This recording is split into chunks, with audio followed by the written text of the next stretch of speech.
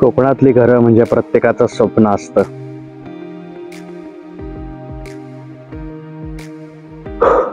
Hello नमस्कार मित्रांनो, स्वागत आहे तुमचं पुन्हा एकदा आपल्या युट्यूब चॅनलमध्ये श्री थॉट्समध्ये. आणि आता दुपारचे वाजलेले आहेत 2 आणि आपण आपला परतीचा प्रवास चालू केलेला आहे. म्हणजे मी तुम्हाला आता म्हटलं तसं की गणपतीपुळ्याचा व्हिडिओ आपल्याला इथंच आपण एंड केला आणि आता नेक्स्ट व्हिडिओ जो आपला ट्रॅव्हलचा व्हिडिओ असणार आहे तो आपण आता इथूनच स्टार्ट केलेला आहे. सो ह्या ट्रॅव्हलच्या व्हिडिओजमध्ये ना मी तुम्हाला आपला जो मुंबई गोवा हायवे आहे ना त्याच्याबद्दल थोडी माहिती सांगणार आहे. कारण की तुम्हाला जर माहिती आपला तुम्ही पहिला एपिसोड बघितला असेल तर मी तुम्हाला पहिल्या एपिसोडमध्ये सांगितलं होतं की आपण जाताना आहे ना आपण जो मुंबई बेंगलोर हायवे ना म्हणजे साताऱ्यावरनं जो पुढं रत्नागिरीत आपण जाऊ शकतो त्या रूटनी गेलो होतो. पण आता येताना आपण रिटर्न जाताना आहे ना आपण आता ह्या रूटनी चाललेलो आहोत. म्हणजे आपला मुंबई गोवा जो हायवे आहे ना आपण त्या रूटनी चाललेलो आहोत. तर आता त्या हायवेची काय कंडिशन आहे किंवा तो हायवे कसा आहे काय ह्या मी तुम्हाला गोष्टी सांगणार आहे. So stay tune.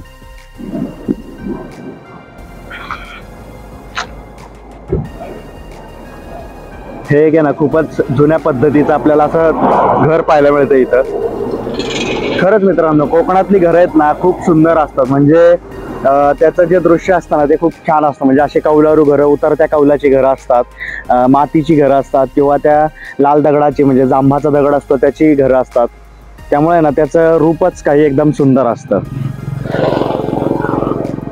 बायकर्स म्हणजे आता सुट्टी असल्यामुळे ना आपल्याला भरपूर बायकर्स दिसत आहेत किंवा रस्त्याला पण बऱ्यापैकी ट्रॅफिक आहे.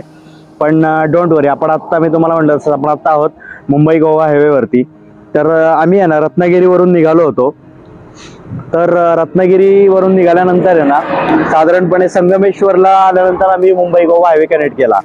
कारण की जो आम्हाला गुगल मॅपने आहे ना आतून रस्ता दाखवला होता रत्नागिरीच्या. आम्ही एक्झॅक्टली रत्नागिरीला नव्हतो राहायला. एक कोकणवाडी रिसॉर्ट म्हणून आहे आम्ही म्हणजे ना तिकडेच एक कोकणवाडी म्हणून एक रिसॉर्ट आहे. तर त्या रिसॉर्टवरती आम्ही राहिलो होतो. तर ते रिसॉर्ट सुद्धा आहे ना आपल्या गणपतीपुळे म्हणजेच रत्नागिरी गणपतीपुळे रस्त्यावरतीच आहे, आरेवारे बीचच्या जवळ. ॲक्च्युली आपल्याला आरेवारे बीचला पण जायचं होतं, ते पण तुम्हाला दृश्य दाखवायचं होतं. पण मी तुम्हाला मगाशी म्हटलं तसं काही पर्सनल रिझन्समुळे म्हणा किंवा काही फॅमिली सोबत होती किंवा त्याच्यामुळं म्हणा आणि आज म्हणजे सुट्टी पण आपल्याला तेवढी नाही आहे आता. त्यामुळे आपण आता रिटर्न घरी चाललेलो आहोत. सो आपण आता मी तुम्हाला मगाशी म्हटलं तसं आपण आता आहोत मुंबई गोवा हायवेवरती.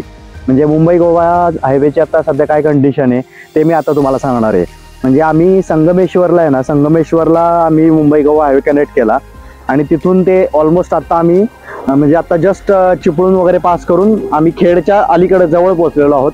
पण आता खेडच्या अलीकडेच म्हणजे जेव्हा कशेडी घाटाचा जो तुम्हाला माहितीच असेल, कशेडी घाटचं खूपच सध्या काम म्हणजे चांगल्या पद्धतीने चालू आहे. तो त्यामुळे एक बायपास तिथून जातो. म्हणजे आपल्याला मेन जो मुंबई गोवा आहे ना तो सोडावा लागतो आणि एक हा छोटा रस्ता जातो ना म्हणजे हा रस्ता येतो. तर आता ह्या रस्त्याला आपण आलेलो आहोत आणि आता इथून आपण पुढे जर्नी कंटिन्यू करणार आहोत. तो आता ते ना मी तुम्हाला दाखवण्याचा थोडा प्रयत्न करतो. असा रस्ता आहे बघा. म्हणजे हा जो आता टर्न आहे ना इकडून येतोय तो, तर ह्या टर्नच्या इथे आहे ना इकडे मुंबई गोवा हायवे आणि तिकडून तुम्हाला लेफ्टला जाण्यासाठी राईटला जाण्यासाठी हा एक रस्ता दिसतो. म्हणजे तुम्ही गुगल मॅप चेक केला तरी तुम्हाला कळेल की मग ह्या रूटने तुम्ही पुढे तुमची जर्नी कंटिन्यू करू शकता. म्हणजे हा आता रस्ता पुढे जाऊन कुठे कनेक्ट होतोय ना आपण आता ते पाहूयात. म्हणजे तुम्हाला ती एक गोष्ट समजेल. आणि दुसरी गोष्ट म्हणजे पूर्ण आत्तापर्यंतच आहे ना आम्ही जिथून आलो म्हणजे संगमेश्वर पासून ते या कॉर्नर पर्यंतचा या रस्त्याची स्थिती काय आहे ना ते मी तुम्हाला सांगतो आता. म्हणजे थोडक्यात बघायला गेलं ना तर कंटिन्युअसली रस्ता चांगला आहे, पण मध्ये मध्ये डायव्हर्जन्स आहेत. काही ठिकाणी खराब पॅचेस येतात.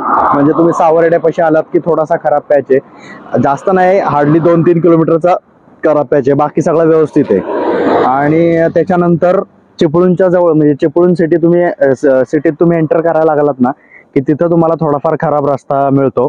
बाकी ओव्हरऑल तुम्हाला चांगला रस्ता आहे.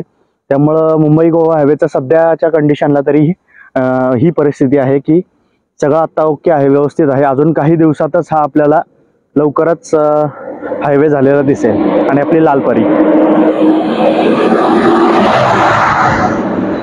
खूपच सुसाट निघालेली आपली अशी लालपरी.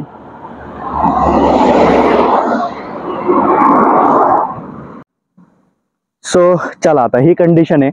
आता पुढं हा जो बायपास रस्ता दिलेला आहे ना त्या कशेडी घाटासाठीचा, तो रस्ता असा पुढे कसा जातो, काय जातो, आणि त्यानंतर आपण पुढे हा कुठे कनेक्ट करतो, म्हणजे परत हायवेला कुठे कनेक्ट करतो ते पण मी तुम्हाला सांगणार आहे. सो चलो आपण आपली जर्नी कंटिन्यू करू. तोपर्यंत तुम्ही आम्ही संगमेश्वर पासून इथपर्यंत जो आलो तो हायवे कसा होता तुम्ही त्याच्या काही ग्लिम्स बघून घ्या, मग आपण पुढे जर्नी कंटिन्यू करूयात. चलो.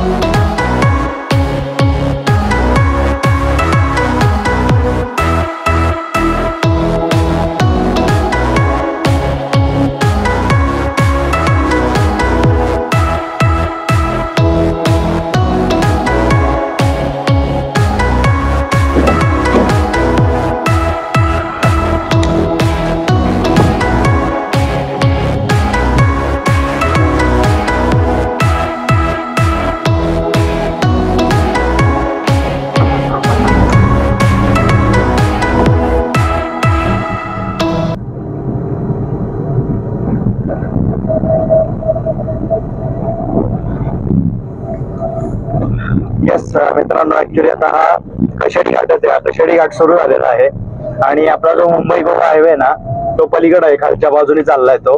म्हणजे हा जो डोंगर आहे ना त्या डोंगराच्या मधून एक खूप मोठा असा बोगदा काढतायत, तो आपला मुंबई गोवा हायवेवरती असणार आहे. आणि आपण आता आहोत कशेडी घाटात, म्हणजे जो पहिले जुना कशेडी घाट होता ना तोच हा घाट आहे. आणि आता त्याच घाटाने आपण जर्नी कंटिन्यू करतोय. म्हणजे आता सध्या ऍक्सेस साठी हा घाट चालू ठेवलेला आहे, पण जेव्हा नंतर कधी त्या बोगद्याचं काम पूर्ण होईल आणि मुंबई गोवा प्रॉपर जेव्हा सुरू होईल ना तेव्हा हा घाट चालू राहतो का नाही हे आपल्याला पाहण्यासारखं असणार आहे. So that's the story. आपण आता आहोत कशेडी घाटामध्ये.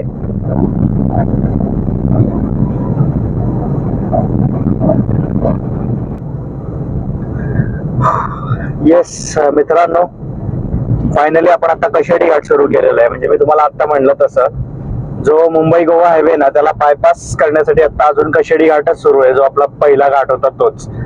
सो जो पलीकडे आहे ना जो आपला मुंबई गोवा हायवे त्याच्यावरती ह्याच डोंगराला फोडून आहे ना एक बोगदा बनवतायत मोठा. तर त्याचा जर मला आता कुठे फोटो सापडला तर तो आता मी फोटो इथे टाकेनच. पण सध्या कशेडी घाटातच आपल्याला प्रवास करावा लागतोय आणि व्हिडिओ शेक होतोय. कशेडी घाटाची हीच अवस्था आहे सध्या. म्हणजे काही ठिकाणी रस्ता चांगला आहे पण काही ठिकाणी खूप खराब रस्ता आहे आणि आता नेमका तोच खराब रस्ता आपल्याला भेटला होता. So that's the story. आता हा रस्ता कुठे कनेक्ट होतो म्हणजे आपला मुंबई गोवा हायवेला परत कुठे कनेक्ट करतोय ते आपण आता पुढे बघूयात. पण सध्या तरी ही परिस्थिती आहे. म्हणजे त्या बोगद्याचा फोटो मी तुम्हाला आता म्हणतो तसं कुठं मला गुगल वरती मिळाला तर मी नक्की इथं टाकेन. आणि त्याची अजून पण काही इन्फॉर्मेशन असेल तर ती मी डिस्क्रिप्शन बॉक्स मध्ये टाकेल. डिस्क्रिप्शन बॉक्स नक्की चेक करा. सो चलो आपण आपली जर्नी कंटिन्यू करूयात आणि अजून पुढचे काही अपडेट्स आहेत ते पण मी तुम्हाला देत राहील.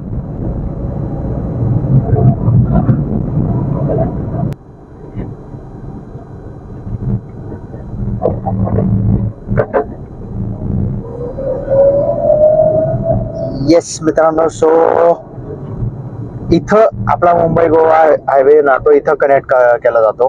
म्हणजे जस्ट कशेडी घाट उतरल्या. सो परत एकदा आपल्याला इथं आता 4 लेन हायवे दिसायला लागलेला आहे. म्हणजे हा अजून वाढणार आहे पण आता सध्या तरी हा 4 लेन हायवे. सो इथं म्हणजे कशेडी घाट उतरल्या खेडच्या अलीकडेच लगेच हा कनेक्ट होतोय. सो डेव्हलपमेंट आहे चांगली इथं. आता रस्त्याची कंडिशन पण आपल्याला चांगली दिसतीये, तुम्ही पाहू शकता.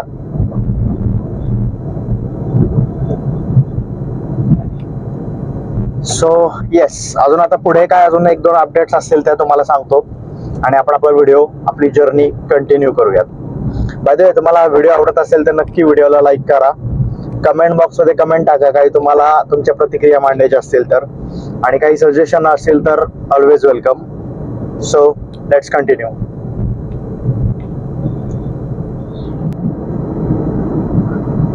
सो मित्रांनो, आपण आता पोलादपूरला पोहोचलेलो आहोत पोलादपूरलाच तुम्ही इकडून आंबेनळी घाटातनं महाबळेश्वरला जाऊ शकता आणि सरळ हा स्ट्रेट आता मुंबईला जाणार आहे, पण आपण मुंबईला नाही जाणार आहे, आपण जाणार आहोत भोरला. सो चलो आता अजून साधारणपणे 30 किलोमीटर वगैरे आपण पुढे जाणार आहोत, 25 ते 30 किलोमीटर, आणि तिथून आपला वरंध घाटाचा म्हणजेच भोरचा फाटा फुटतो. तर आता आपण डायरेक्टली तोच तुम्हाला मी रस्ता दाखवतो. सो चलो.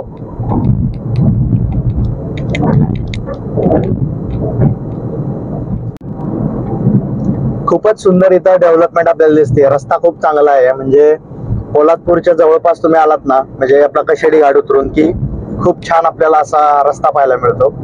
आणि अंडरग्राऊंड असा रस्ता म्हणजे हायवे केलेला आहे आपला, मुंबई गोवा हायवे, आणि पोलादपूर शहर आजूबाजूला राहतं. आणि तुम्हाला जर महाबळेश्वरला जायचं असेल तर आंबेनळी घाटाचा जो फाटा आहे ना, तो तुम्हाला वरती जाऊन राईटला घेतला की तुम्ही सरळ आंबेनळी घाटातनं तुम्ही जाऊ शकता.